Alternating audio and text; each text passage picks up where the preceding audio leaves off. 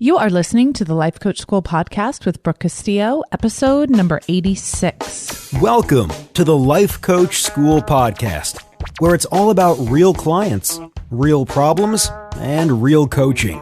And now, your host, Master Coach Instructor, Brooke Castillo. Hey, how are you guys doing? I want to hug you. I want to know how you all are. I am having a day today. I am about to rock out a podcast for you all, but I just want to let you know that when I come in on Mondays, I usually have meetings all morning. I did a class this morning, and then I have the afternoon to record the podcast and take care of those sorts of things. And I just went to lunch, and I usually go to lunch by myself when I'm at the office, and I just went to lunch, and I received an email from someone that was one of those emails. You guys know what these are, where it's like a kind of a curt email, but you're not sure why. So you make up a story in your head. You know what I'm saying? Like they'll say something like, hey, take my name off this thing. And you're like, but why? What's up? What do you mean? What's going on? And then you make up a story about how you're the worst person in the world and this person hates you. Well, at least that's what I do if you're anything like me. And so these stories that we tell ourselves, these conclusions that we jump to, and by the way, they may be true or not, but they can create a lot of that vulnerability in those emotions. And one of the things that I like to do when that happens to me is just let someone know that I need to know that they love me. So for example, I'll send a text to one of my friends and say, hey, I just need to know I'm loved right now. Can you send me a text?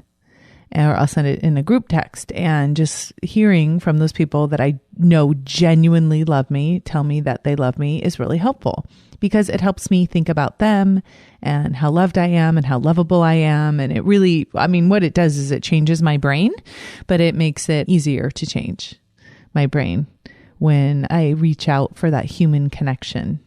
And that human connection is so powerful to me. And the truth is, and I've done podcasts on this, that not everyone's going to like you. Not everyone's going to like what you do. Not everyone's going to want to be on lists or things you're doing or even care. Someone's not going to want to be your friend on Facebook. Someone's not going to want to follow you on Instagram. And sometimes that's harder to deal with than others. And when you can reach out and know that there are people that love you and there are people that you love, and you do have a wonderful, beautiful, generous life, and other people are allowed to feel and think the way they want to, then it's so much easier to move on. So I just wanted to offer that to you guys today. For me, it was kind of an alarming experience being at lunch by myself and noticing like, holy cow, I'm not very good company when I'm spinning stories like this. And it's challenging when not everyone in the world likes you the way you would like them to like you. So that's why the world is challenging, because wouldn't it be great if we could just go through the world and everyone was just overjoyed with us and everything that we did and everything that we said. The other thing I kind of want to offer here, as I was thinking about this the other day, some of the things that we have done in our past. I know that a lot of you guys have things that you've done in your past that you judge yourselves for and you're upset at yourselves for and those sorts of things. And I was reading actually in Brene Brown's new book, Rising Strong, and she was talking about the benefit of regret. And although I love her book and I love all of her stuff, I do not agree with her on that because I don't think regret is a very useful emotion. And one of the things that I like to think about when it comes to my past is that I always have my back. So what that means to me is that when I start cringing about my past, or I start becoming upset about my past or something that I did in the past, it's important for me to step in and have my own back and to explain why I did what I did, to explain to myself that I was doing the best I can, to explain to myself that I really won't put up with any criticism or any judgment or degrading of myself in the past, because that's me and I'm not going to allow myself to do that to myself. You guys know what I'm saying? So I think it's important that we always have our own backs when it comes to our own brain trying to judge us. Obviously, when other people try and judge us and when we're dealing with that, it's very important. But I think even more importantly than that, like really just being like, hey, no, you're not going to talk to me like that when it comes to yourself. And you're not going to judge me in my past because, hey, that was the best I could do. And yeah, the best wasn't great, but at that time, that's what I had. And really standing up for myself has been really important to me to develop that relationship with myself and, use that relationship moving forward. So just a couple tidbits to offer before we jump into this week's topic, which is do goals.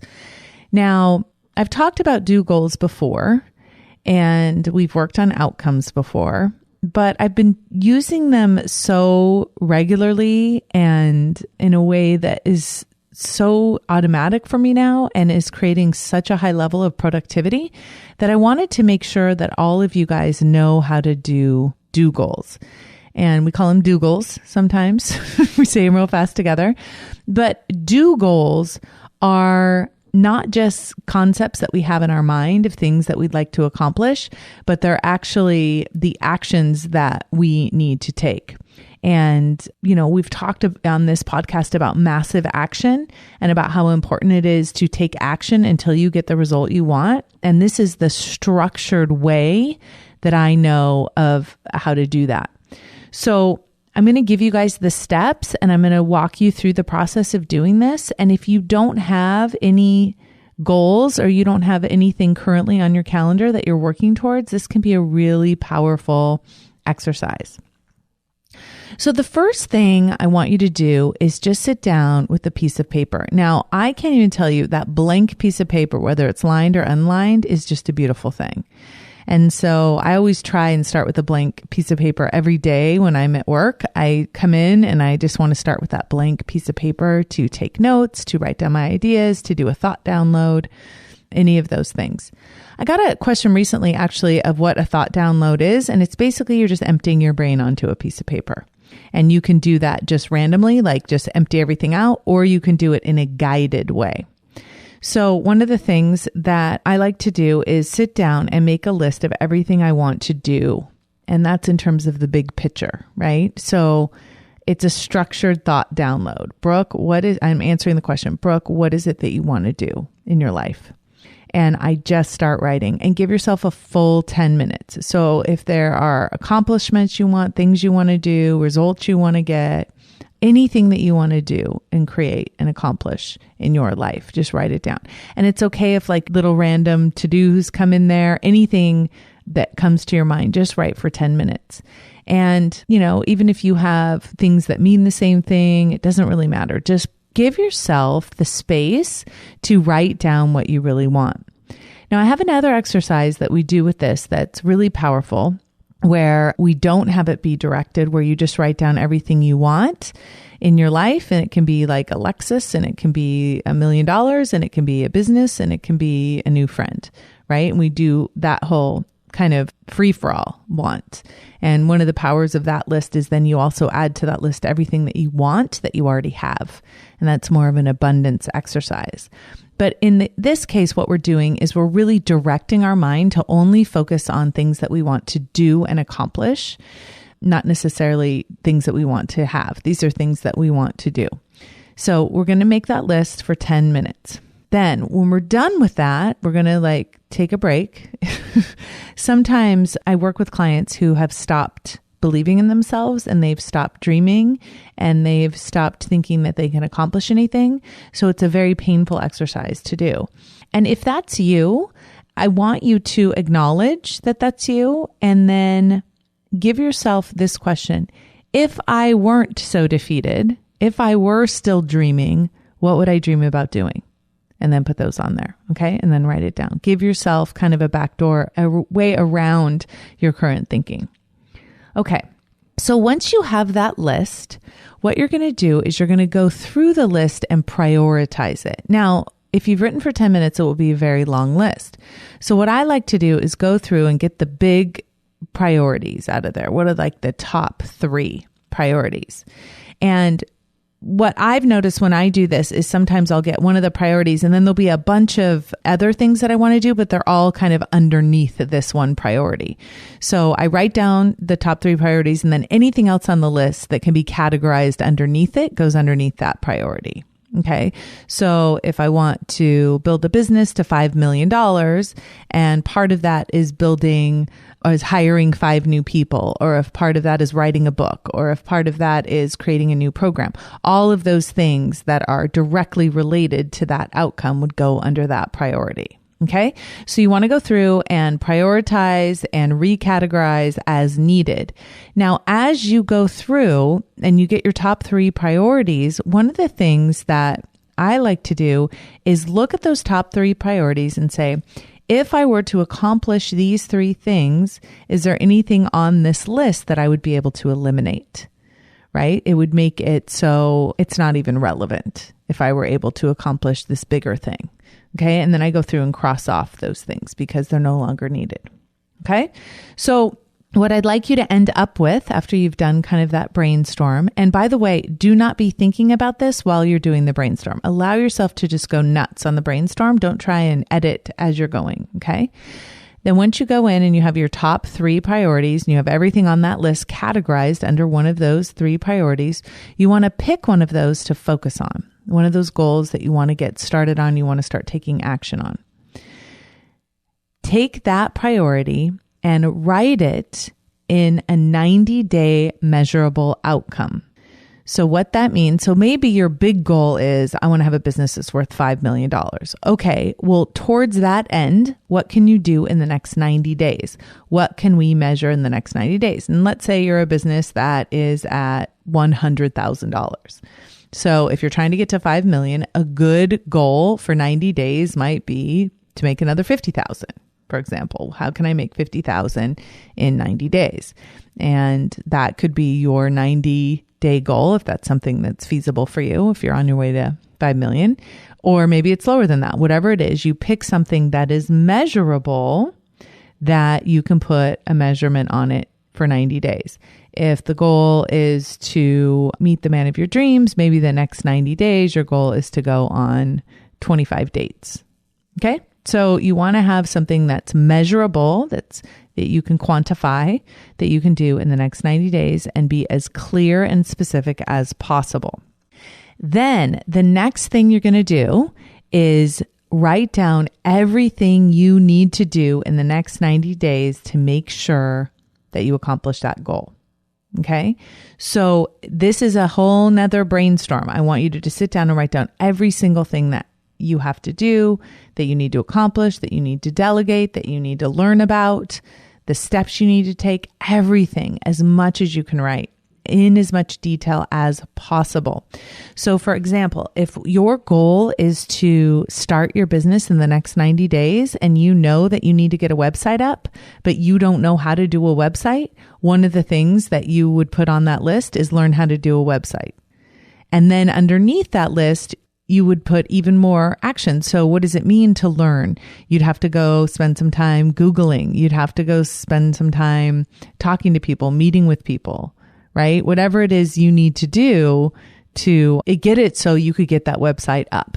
You may not know enough right now. So you, on that action list, you put what you need to do in order to find out. Okay. So that list is just going to be on and on and on and on and on and on and on, all the to-dos. Now, when you look at all those things very specifically, every single one of them plus every single other one of them should equal accomplishing the 90-day goal. Okay. So one of the things that I like to do is make success inevitable. And the way that I do that is I make my massive action, which means my do goals, way exceed the result I want to get. So for example, if I want to sell 8 spots in an upcoming course, I'm going to have sales calls with 80 people, right? If I schedule sales calls with 80 people, I'm probably going to sell my 8 spots. So the massive action is huge and it makes the result inevitable because the percentages are on my side. Okay. Versus just meeting with 8 people and hoping that they all want to do a program with me. Okay. So make it inevitable by creating do goals, right? That's what this list is. Do goals that make the result inevitable. Now, once you have that list, you want to put them in order of execution, and you want to make them as clear as possible and as specific as possible. Once you have that list of do goals, that if you do all of them, you know you will get the result you want, then it's time to calendar them. And I like to do my calendar in 2-week increments, but I schedule the whole 90 days out. So what I do is I look at what actions need to be taken, and then I look at the next 2 weeks and I schedule everything that I think I can do with those actions in the next 2 weeks. Then once those 2 weeks are filled up with the time that I have available, then I move on to the next 2 weeks, right? So I look at everything 2 weeks at a time. I keep scheduling things to have happen until I get to the 90 days. Now, this is a time-consuming process. You need to sit down and schedule it. But once you've done this, once you've made all those decisions ahead of time, it's as good as done, right? Because you know if you take all those actions that are in that calendar, you know that you will accomplish your goal. So for example, those of you who have ever trained to do a marathon, or if you have thought about running a marathon, there are tons of training schedules that are already out there that start you out a year ahead or 6 months ahead of when you're going to run a marathon. And if you do everything on that training schedule, you will be prepared to run a marathon when the day comes. The secret is, are you going to do everything on that schedule if you put it on your calendar? And this is where I think it starts to get really interesting. First of all, having the discipline to sit down, write down all your do goals, and then schedule them on your calendar is an accomplishment in and of itself. But it feels great. I'll have to tell you, whenever I have a goal and I'm nervous about achieving it and I map it out on my calendar, I see how doable it really is. Then the second piece of that that's really important is honoring what's on my calendar, honoring those appointments that I have made with myself ahead of time. And I know that if I do honor those commitments, if I do follow through on what I said I was going to do, that I will accomplish my goal, the date that I said that I would accomplish it.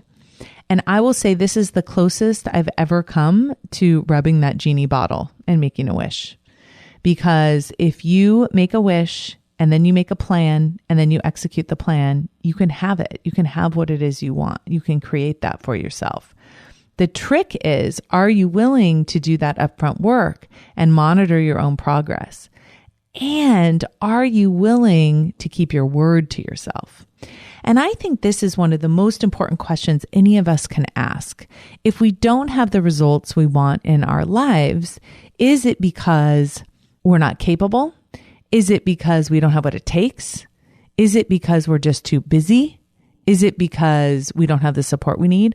Or is it because of our relationship with ourselves, our integrity that we have with ourselves? Are we not following through on those commitments that we have made to ourselves? So I think that it's a deeper, more important question, right? When we're doing our goals, to ask ourselves, like, do we have our own backs and do we follow through? So when I go to a Wednesday and I see that I have scheduled on there a phone call that I need to make to my guest speaker who's going to be speaking at my event next May, it may be easy for me to cancel that appointment. It may be easy for me not to want to do that. But I know that if I just do everything on my calendar as I have it scheduled, that by the time May comes, that event will be prepared and ready, and I won't have to worry about a thing. It will just be done. And there is nothing better than that. I walk in sometimes to these events that I've created for myself. How did this happen? I don't remember stressing out about it. I don't remember freaking out about it. I don't remember worrying about it. Because I didn't, because I planned it ahead. I put it all on the calendar and then I honored those commitments.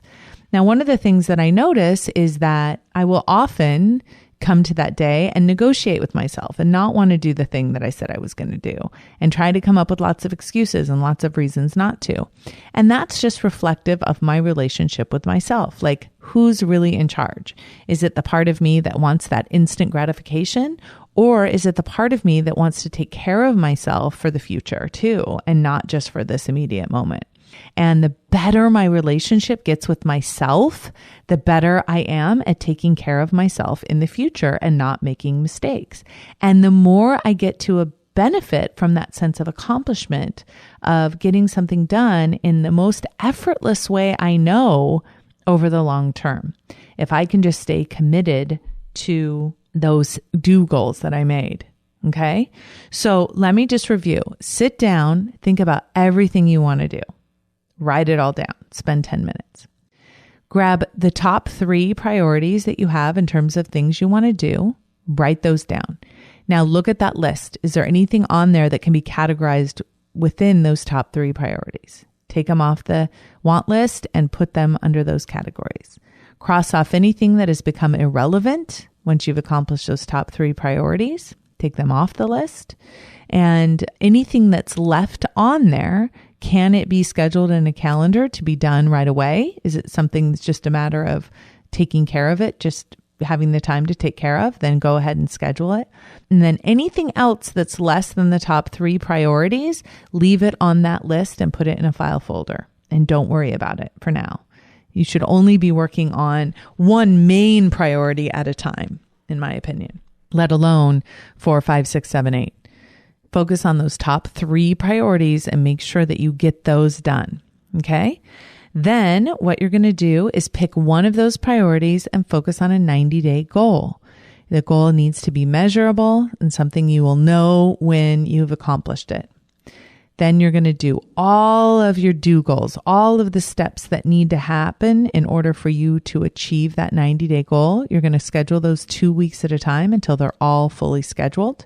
And then you're going to honor your commitments to yourself daily, knowing that if you do that, you will accomplish all the steps you need to take in order to achieve the goal that you want.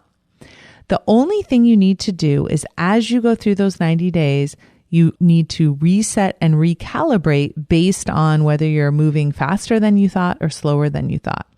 Now, if you're moving slower than you thought because you're not honoring your commitments, that's a relationship issue with yourself and you need to do some coaching on it. If you're not going as fast as you wanted because of, delays that you don't have any control over or things that you're waiting on that are taking longer than you thought, that's fine. You just readjust your do goals on the calendar to make sure everything's lined up in order to achieve it within the 90 days. Sometimes you'll need to pick up some slack on the back end of that. I think this process, although it sounds very simple, is the secret magic to life. It's the secret magic to creating anything you want. Can you exchange that short-term need, that short-term pleasure for the long-term satisfaction of achieving everything that you want to achieve? And noticing that as you go through, you may want to quit, you may want to doubt, but whoops, you have something on your calendar today, so you just don't have time to do that. You need to get that do goal done. And maybe when you get to the 90 days, then you can quit after that. But for right now, you need to honor that commitment to yourself. That's how you get it done. That's how I get it done. So let me know go over to the show notes. You want to go to the lifecoachschool.com/86 and tell me, what do goals are you working on? What do you hope to accomplish in 90 days? And do all the math for that. And then if there's any drama, that's fine, but just still stick to the math and get it done. That's how we do massive action. And that's how you accomplish more than you can ever imagine was possible for yourself. I hope you guys have an amazing week. Now, I promised some of you last week, I promised all of you if you listened last week, that I would tell you about an upcoming opportunity. And here it is. On December 5th, I am going to be doing an all-day seminar on everything I teach on the podcast. And I'm going to be covering all the main tools that I teach and doing a lot of live coaching. It's going to be an intense study hall. Now, I'm going to invite 10 of you to join me for that. Here is the only thing you need to know about that. you're more than welcome to come spend the whole day with me. We'll work on all of the tools and the coaching and all of that. I will be videotaping that entire day in order to create an online class. And for all of my listeners to my podcast and anyone who wants to take this work to the next level besides just listening to it on the podcast. So we're going to be going through the workshops. We're going to go through the worksheets. I'm going to demonstrate the coaching. I'm going to help you with any challenges you have. I'm going to help you break through any issues that you think are in your way of your success. I'm going to be doing this with 10 people only. It will be at the Epiphany Hotel in Palo Alto, California. I have rented a room where we're going to video there. You will be responsible for your own travel, of course, and your own hotel room. But all I'm going to charge for the entire day is $500. And the reason why I'm keeping that so low is because you're also agreeing to be videotaped. And obviously, if we're there and there's something that's videotaped that you don't want included, that's totally fine. But mostly, I'm going to be using it as educational. So we're going through all the tools and all of your questions and anything that you need clarification on. All of that will be really helpful in creating this product for me.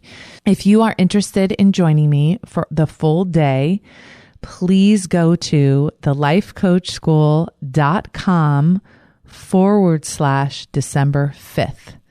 And that's where you can put in your name. We're going to do first come, first serve. So we will see you there. Have an amazing, beautiful week, everybody. I'll talk to you soon. Bye-bye. Thank you for listening to the Life Coach School podcast. It would be incredibly awesome if you would take a moment to write a quick review on iTunes. For any questions, comments, or coaching issues you would like to hear on the show, please visit us at www.thelifecoachschool.com.